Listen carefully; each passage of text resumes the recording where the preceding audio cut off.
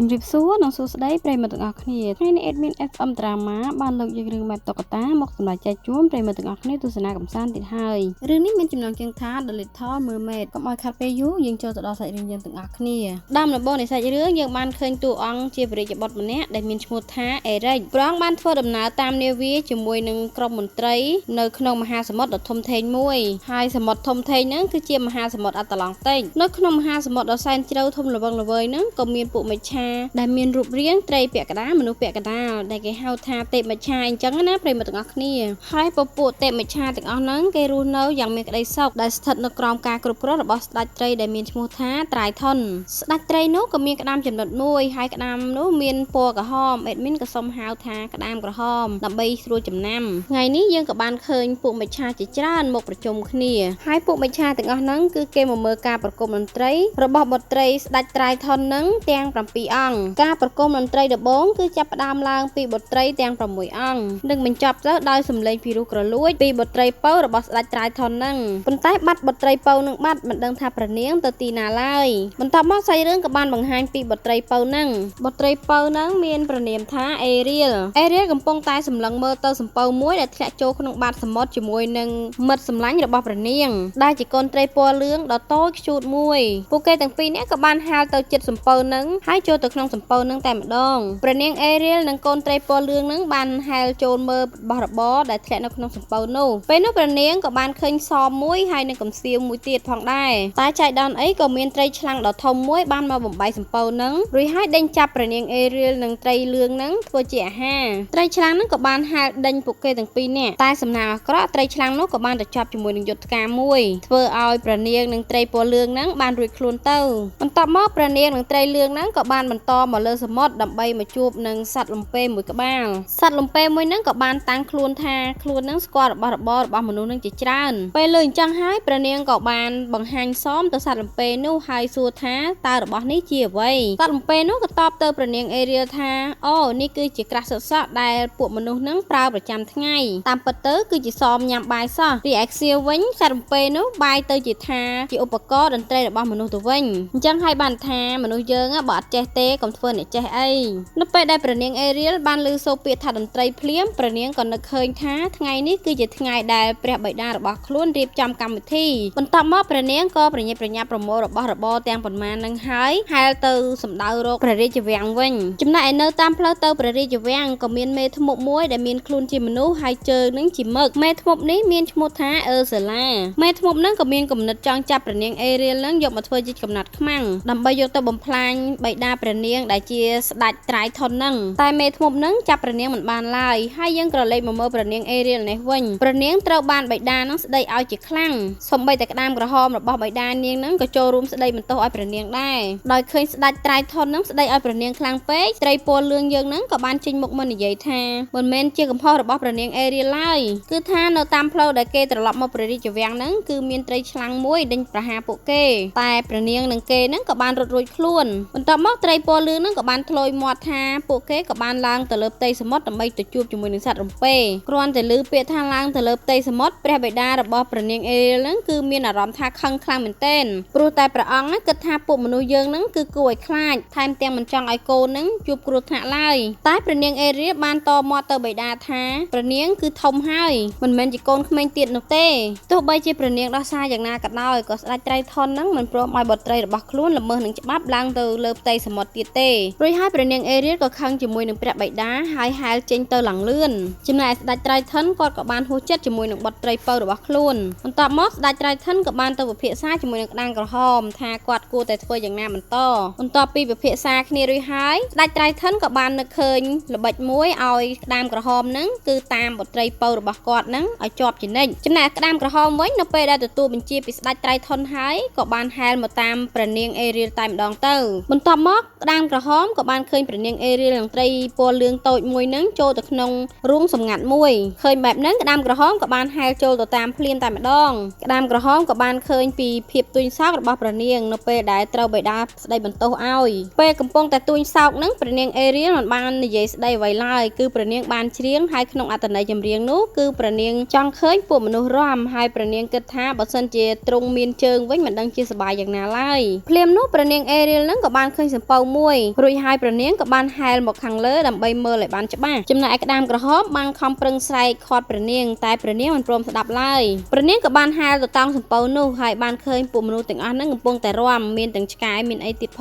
ងមើលទៅពិតជាប្លែកភ្នែកខ្លាំងមែនទែនព្រោះតែព្រះនាងមិនដែលឃើញទិដ្ឋភាពបែបនេះពីមុនមកឡើយហើយនៅក្នុងកម្មវិធីយប់ហ្នឹងគឺជាថ្ងៃខួបកំណើតរបស់ព្រះអង្គម្ចាស់អេរិចនឹងឯងគ្រាន់តែព្រះនាងអេរៀលឃើញព្រះរាជបុត្រអេរិចនឹងភ្លាមព្រះនាងក៏ខំប្រឹងសម្លឹងហើយធ្លាក់ក្នុងអន្លង់ស្នេហ៍ព្រះអង្គម្ចាស់អេរិចនឹងហើយយ៉ាប់មេនឹងណាព្រះនាងអេរៀលនឹងឃើញភ្លាមស្រឡាញ់ភ្លេតតែម្ដងរីឯព្រះអង្គម្ចាស់អេរិចវិញក៏បានទទួលរូបសំណាកមួយហើយរូបសំណាកហ្នឹងគឺជាកាដូក្នុងថ្ងៃខួបកំណើតរបស់ព្រះអង្គម្ចាស់នឹងឯងបន្ទាប់មកនៅក្នុងយប់នោះក៏មានខ្យល់ព្យុះជាខ្លាំងធ្វើឲ្យសម្ពៅរបស់ព្រះអង្គម្ចាស់អេរិចហ្នឹងទៅបុកជាមួយនឹងដុំថ្មយ៉ាងធំធ្វើឲ្យសម្ពៅរបស់ព្រះអង្គលិចហើយឆេះទៀតផងពិតជាសំណាងខ្លាំងមែនទែនព្រះអង្គអេរិចក៏បានត្រូវជួយសង្គ្រោះមកលើទូកតូចមួយជាមួយនឹងពួកមន្ត្រីរីឯសត្វឆ្កែរបស់ព្រះអង្គហ្នឹងគឺនៅជាប់នៅលើសម្ពៅដែលកំពុងឆេះនៅឡើយទេចឹងហើយព្រះអង្គក៏សម្រេចចិត្តលោទៅសម្ពៅដែលកំពុងឆេះហ្នឹងដើម្បីជួយសង្គ្រោះឆ្កែរបស់ខ្លួនវាពិតជាសយខ្លាំងមែនទែនធ្វើឲ្យព្រះអង្គហ្នឹងបានផុងជើងចូលទៅក្នុងសម្ពៅហើយសម្ពៅនោះក៏បានផ្ទុះធ្លាក់ព្រះអង្គចូលទៅក្នុងបាតសមុទ្រឃើញហេតុការណ៍បែបនេះព្រះនាងអេរៀលហ្នឹងក៏បានហក់ទៅជួយព្រះអង្គម្ចាស់អេរិចស្របពេលព្រះនាងកំពុងតែផ្អៀងផ្អងមើលមុខព្រះអង្គម្ចាស់អេរិចពេលនោះ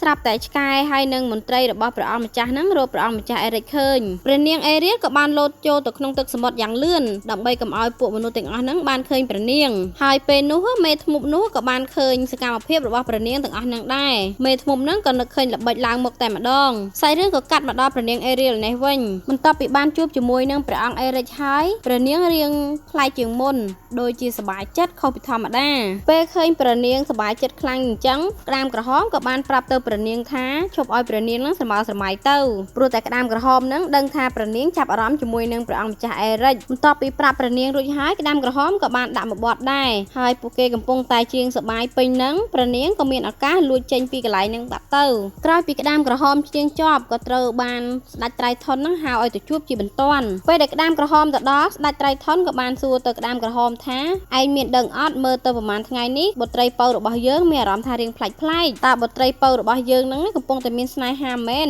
ក្តាមក្រហមនៅពេលដែលលើស្ដេចត្រៃថុនសួរបែបនេះគេក៏បានភ័យហើយនិយាយប្រាប់ស្ដេចត្រៃថុននឹងអស់រលីងទៅហើយយើងងាកមកមើលព្រះនាងអេរៀលនេះវិញព្រះនាងបានយករូបសម្លាកព្រះអង្គម្ចាស់អេរិចដែលធ្លាក់ចូលទៅក្នុងបាតសមុទ្រនឹងយកមកលាក់ទុកក្នុងរូងសម្ងាត់របស់ទ្រង់តែភ្លាមនោះព្រះបិតារបស់ព្រះនាងក៏បានមកឃើញព្រោះតែក្តាមក្រហមនឹងបានរៀបរាប់ប្រាប់ទ្រង់ទាំងអស់ហើយដោយសារតែការល្មើសច្បាប់របស់ព្រះនាងអេរៀលហើយបានទៅជួយពួកមនុស្សនោះធ្វើឲ្យព្រះអង្គត្រៃថុននឹងខឹងជាខ្លាំងហើយទ្រង់ក៏បានកំទេចល្អាងសម្ងាត់របស់ព្រះនាងនឹងចោលតែម្ដងទ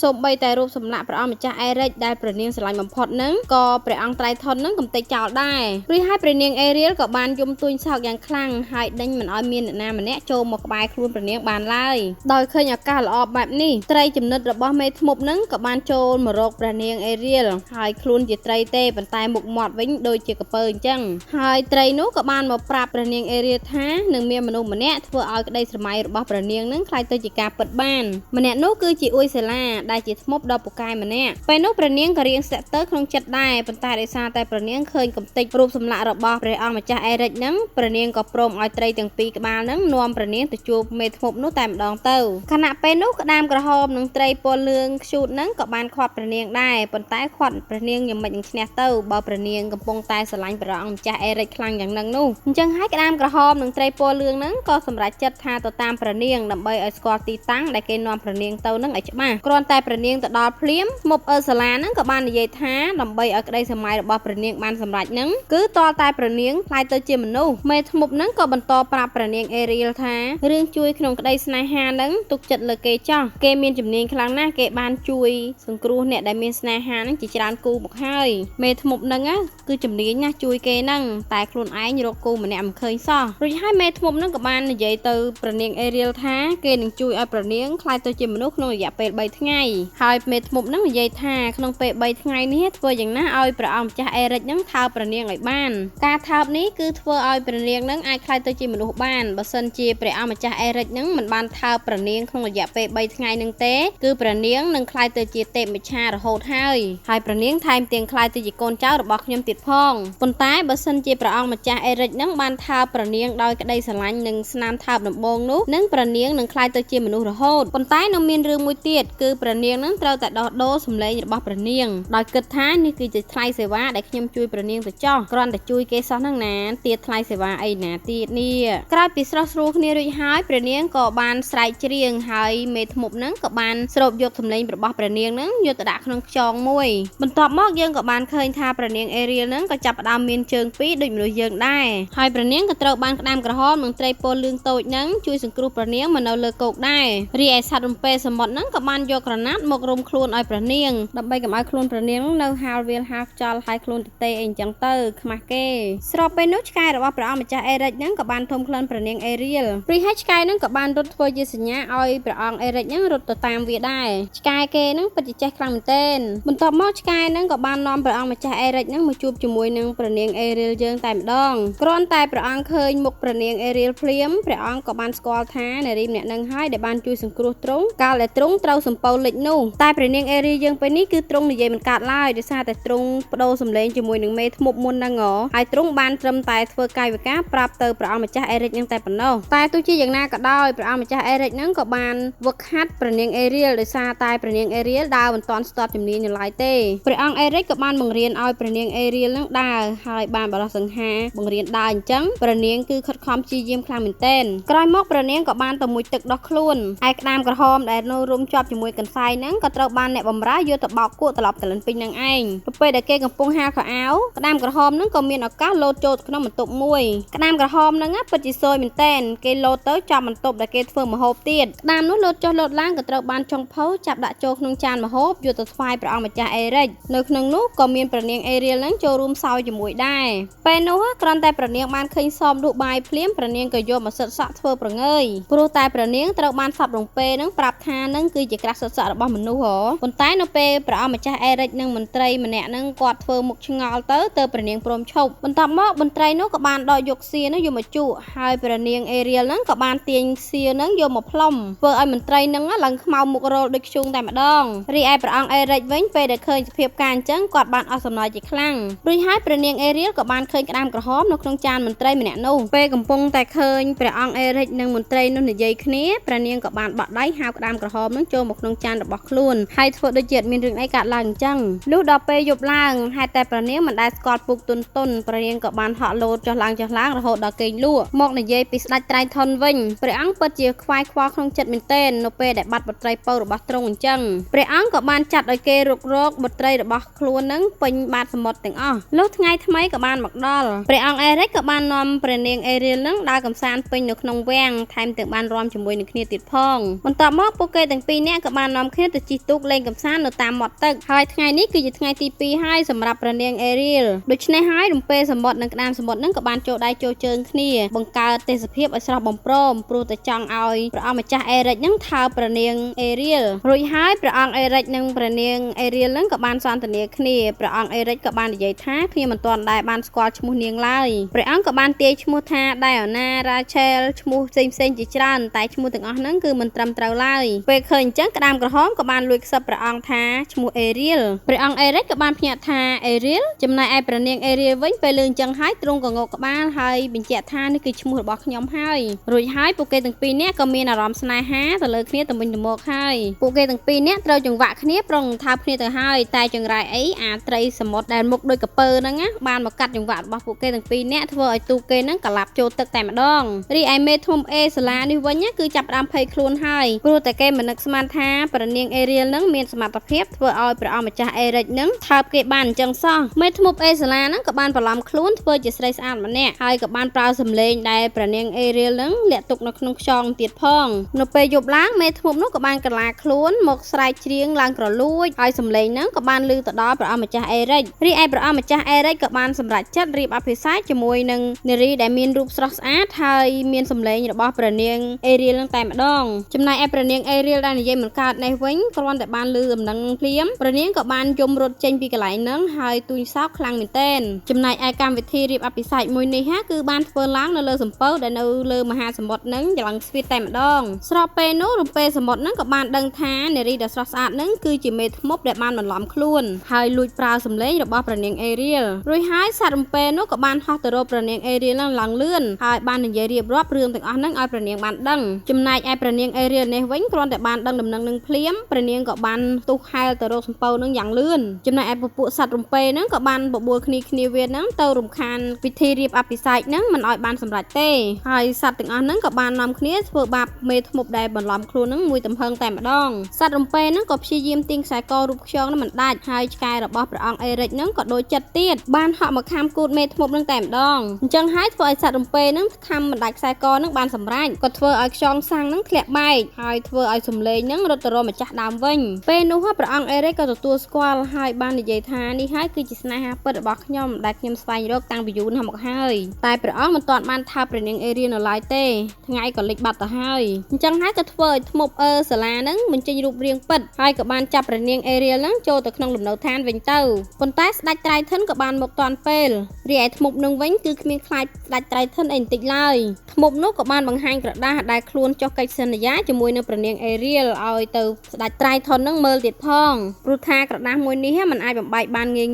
នោះឡើយតែមានវិធីដោះដូរគ្រាន់តែស្ដេចត្រៃធិនហ្នឹងព្រមមកធ្វើជាកូនចៅរបស់ខ្លួនបដូរពីព្រះនាងអេរៀលទៅគឺរួចរាល់ទៅហើយរីឯស្ដេចត្រៃធិនហេតុតែចង់ជួយបុត្រីរបស់ខ្លួនក៏ព្រមចុះហត្ថលេខាលើក្រដាស់នោះទៅដូច្នេះព្រះនាងអេរៀលហ្នឹងក៏បានរួចខ្លួនហើយព្រះអង្គត្រៃធិនហ្នឹងក៏ត្រូវបានក្លាយទៅជារុក្ខជាតិដ៏ចាស់ទ្រុឌទ្រោមមួយធ្លាក់ទៅក្នុងបាតសមុទ្រងាកមកមើលព្រះអង្គអេរិចនេះវិញទ្រង់មិនព្រមទុកឲ្យមនុស្សដែលខ្លួនស្រឡាញ់ហ្នឹងនៅរងទុក្ខវេទនាម្នាក់ឯងឡើយទោះបីជាដឹងថានាងគឺជាមនុស្សមច្ឆាក៏ដោយព្រះអង្គក៏បានមកជួយស្របពេលជាមួយនឹងធ្មប់សាលាបានយកលំពេងពីស្ដេចត្រៃធិនបានបំរុងនឹងធ្វើបាបព្រះនាងអេរៀលទៀតតែត្រូវព្រះអង្គអេរិចហ្នឹងគប់លំពេងត្រូវដៃមេធ្មប់នោះស្របពេលនោះកូនចៅរបស់មេធ្មប់ហ្នឹងក៏បានមកចាប់ព្រះអង្គអេរិចតែក៏ត្រូវក្តាមក្រហមនឹងកូនត្រីលឿងខ្ជូតហ្នឹងមកជួយរីឯធ្មប់សាលាបំរុងនឹងងាកទៅកំចាត់ព្រះអង្គអេរិចវិញតែមេធ្មប់ហ្នឹងភ្លេចខ្លួនក៏ត្រូវបានព្រះនាងអេរៀលហ្នឹងចាប់បោចសក់ហើយឥទ្ធិពលលំពេងហ្នឹងក៏បានឡងទៅចំកូនចៅរបស់មេធ្មប់ហ្នឹងរលាយអស់រលីងឃើញហេតុការណ៍អញ្ចឹងហើយធ្មប់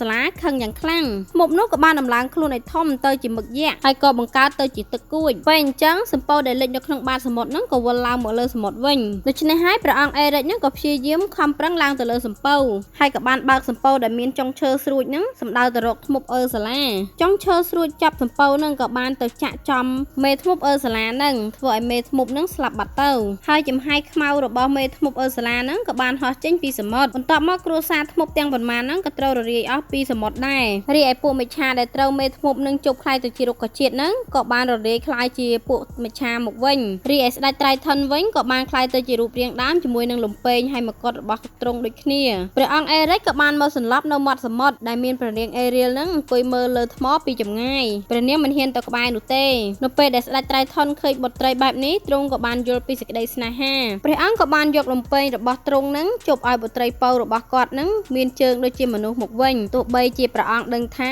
ពេលដែលបុត្រីពៅរបស់គាត់បានក្លាយទៅជាមនុស្សមិនអាចមករស់នៅក្នុងទឹកជាមួយទ្រង់បានក៏ដោយតែដោយសារតែសេចក្តីស្រឡាញ់របស់ឪពុកនិងកូនទើបព្រះអង្គហ៊ានលះបង់ដើម្បីសេចក្តីសុខរបស់កូនខ្លួនរួចហើយព្រះនាងអេរៀលក៏បានក្លាយទៅជាមនុស្សពេញលេញបន្ទាប់មកព្រះនាងអេរៀលក៏បានរៀបអភិសេកជាមួយនឹងព្រះអង្គម្ចាស់អេរិចចំណែកឯស្ដេចត្រៃធិនក៏មិនភ្លេចជូនពរបុត្រីរបស់ខ្លួនដែរហើយព្រះនាងអេរៀលនិងព្រះអង្គអេរិចក៏បានរៀបអភិសេកជាមួយគ្នាមានកូនយ៉ាងមានសុភមង្គលប៉ុន្តែយើងមិនទាន់ដឹងថាកូនព្រះអង្គម្ចាស់អេរិចនិងព្រះនាងអេរៀលនឹងគឺជាមនុស្សឬក៏យ៉ាងណាឡើយបើសិនជាប្រិយមិត្តទាំងអស់គ្នាចង់ដឹងចាំទៅតាមដានវគ្គ 2ជាមួយនឹង admin ទាំងអស់គ្នារឿងនេះក៏មកដល់ទីបញ្ចប់ដែរសូមអរគុណប្រិយមិត្តទាំងអស់គ្នាដែលជួយគាំទ្រ admin បើសិនជាចង់តាមដានសាច់រឿងជាបន្តបន្ទាប់សូមកុំភ្លេចជួយចុច like subscribe ដាក់សញ្ញាកណ្ដឹងឲ្យ admin ម្នាក់មួយផងហើយបើសិនជា admin និយាយទៅមានពាក្យពេចន៍លើសលួសអីសូមខន្តីអភ័យទោស admin ផងណាអញ្ចឹងជាចុងក្រោយសូមអរគុណសូមជម្រាបលា